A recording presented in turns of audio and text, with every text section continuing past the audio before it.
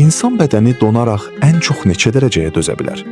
Bu rəqəmləri eşidəndə sözün əsl mənasında qanınız donacaq. 1999-cu ildə Anna adlı qadın xizək sürərkən ağır qəzaya uğrayır və başı aşağı donmuş çaya düşür.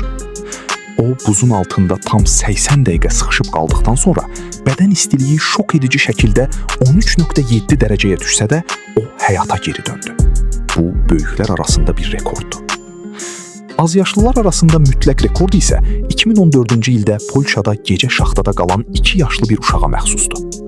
Onun bədən temperaturu tam 11.8 dərəcəyə düşmüş, lakin beyni özünü qoruyaraq sağ qalmışdı. Lakin ən böyük şok başqadır. 1955-ci ildə həkimlər xərçəng müalicəsi üçün bir xəstənin bədənini bilərəkdən tam 9 dərəcəyə qədər dondurublar. Onun ürəyi demək olar tamamilə dayansa da, düz bir neçə saat sonra heç bir beyin zədəsi almadan yenidən həyata qaytarılıb. Bəs sən qışda ən çox neçə dərəcə şaxtada olmusan? Yorumlarda yaz və kanala abunə ol.